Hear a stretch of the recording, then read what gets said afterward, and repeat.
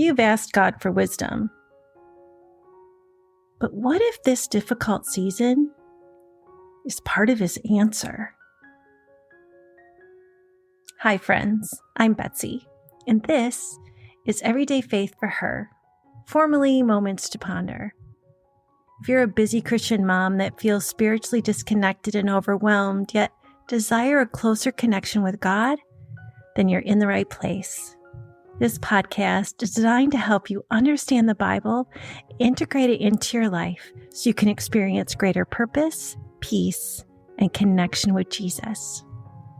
In this episode, we'll unpack James 1, 5 through 12, and discover how God develops wisdom through life's challenges. You'll learn why faith and humility are essential during trials, how to recognize God's work in difficult circumstances, and how enduring hardship can actually deepen your trust in God and strengthen your walk with Jesus. Welcome. This is episode 179.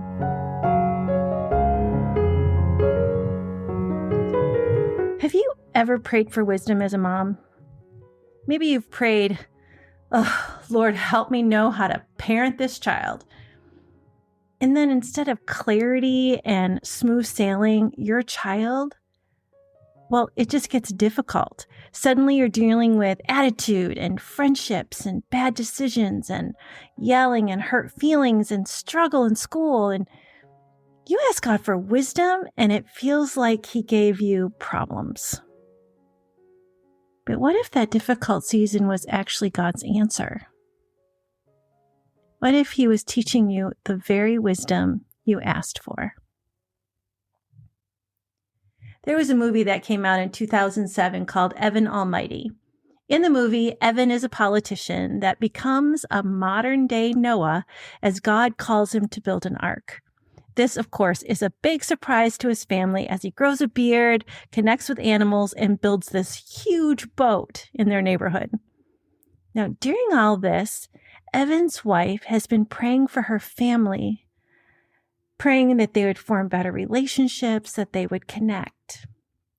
And there's this scene from this movie that comes to mind as I process our verses for today. Evan's wife is in a restaurant and is unknowingly sharing with God, who is her waiter, her struggles and her prayers for her family. And God says, "When someone asks for patience, do you think God gives them patience, or does He give them the opportunity to be patient? Or if someone prays for courage, does God give them courage, or does He give them the opportunity to be courageous?" It's what James is speaking to in our verses today. Opportunity. When troubles come, as we spoke of in the last episode, we have the opportunity for great joy because God has given us a situation to grow our faith. And as we look at our verses today, we see He is continuing His thoughts on opportunity. Verse 5. If you need wisdom, ask our generous God, and He will give it to you. He will not rebuke you for asking. Often when we face hard things with our kids or at work, we pray for wisdom. And to take the words of the movie, do you think God just gives wisdom? Or does He give opportunities to be wise? Think about that.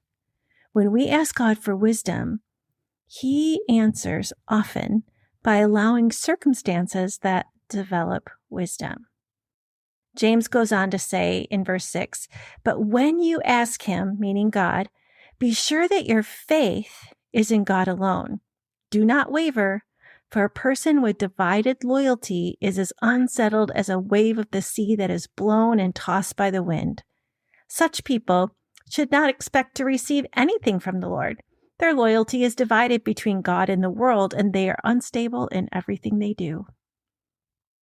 So when we ask God for wisdom, and He often answers by allowing circumstances, right, that develop this wisdom, if our faith isn't firmly in God, then when the situations arise, we're going to be as unsettled as a wave.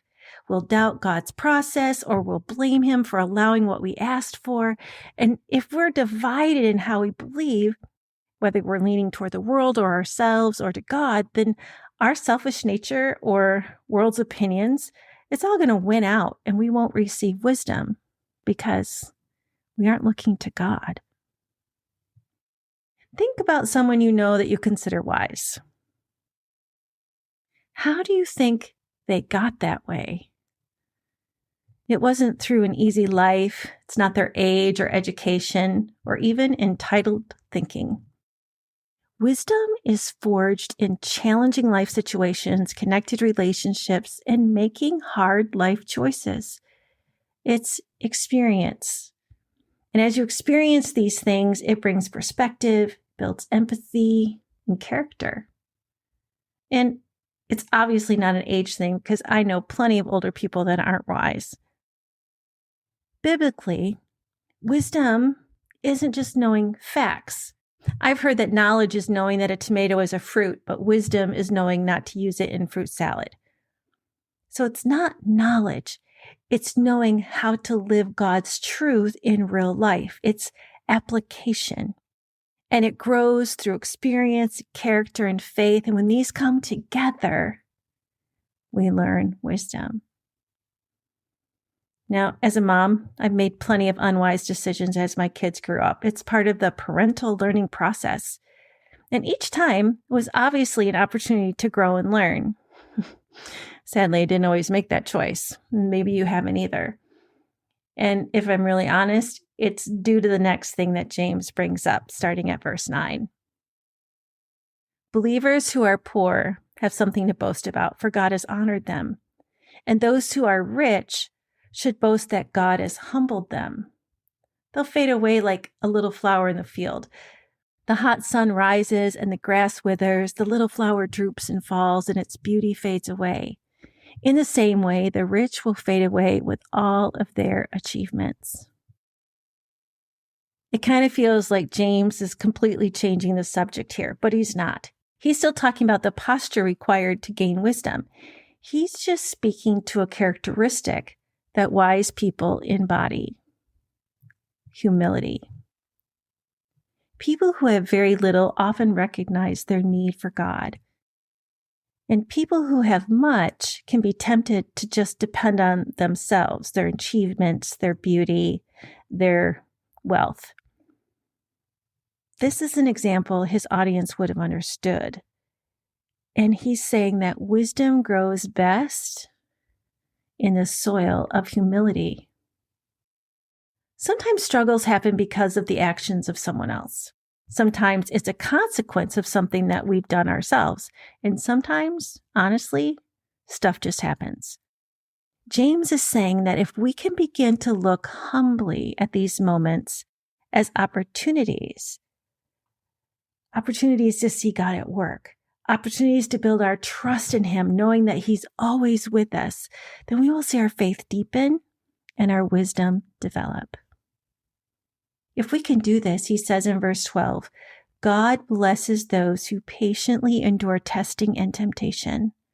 Afterward, they will receive the crown of life that God has promised to those who love Him.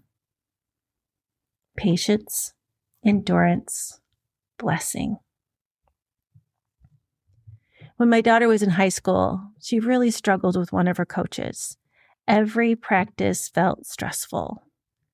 There were a lot of tears. Every conversation at home revolved around the situation. And as her mom, I wanted to fix it. I wanted God to change the coach, to remove the struggle. I wanted a few minutes alone to give her a piece of my mind. But looking back, I can see that God was developing things in my daughter that could only be developed through this difficult relationship.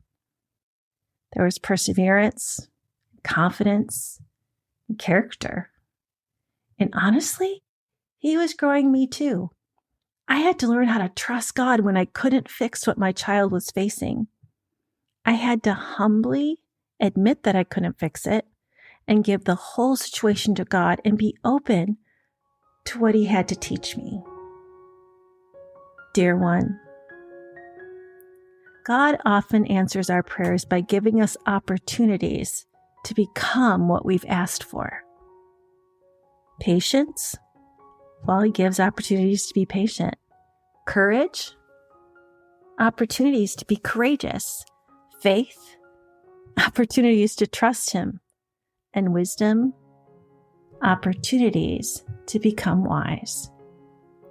So when we ask for wisdom, we need to be careful. God is a generous God and will give you what you ask, but keep in mind what brings wisdom. I'm in no way saying don't pray for it. I'm just saying be aware. Sure, God can make you wise like He did Solomon. But when we read these verses, James is saying to us, God will give you wisdom as you deal with the hard stuff and make tough choices and experience life. So when we face troubles, it's an opportunity for great joy because He's also building our wisdom. But then He says, be sure your faith is solid because it's going to get hard. And if you're a bit wishy-washy, well, then you aren't being wise. So this week, instead of asking, God, why are you allowing this? Try asking a different question. God, what are you teaching me through this? There may be an opportunity hidden right inside the struggle that you're facing right now. An opportunity to trust, an opportunity to grow, an opportunity to become wise. James reminds us that God is generous. He's not withholding wisdom from you. He's actively developing it in you. So be humble and trust. Keep asking and lean into Him. And when the situation feels difficult, remember that God may be answering your prayer in a way that you didn't quite expect. But He is working all things for good because He loves you. Hang on to that as you walk through hard things. If this episode encouraged you in any way, I ask that you share it with a friend who's walking through a hard season. And if you haven't already, follow the podcast so you don't miss next week's episode as we continue our journey through the book of James. Until next time, thanks for spending this time with me. And remember, your everyday moments are where God does some of His greatest work.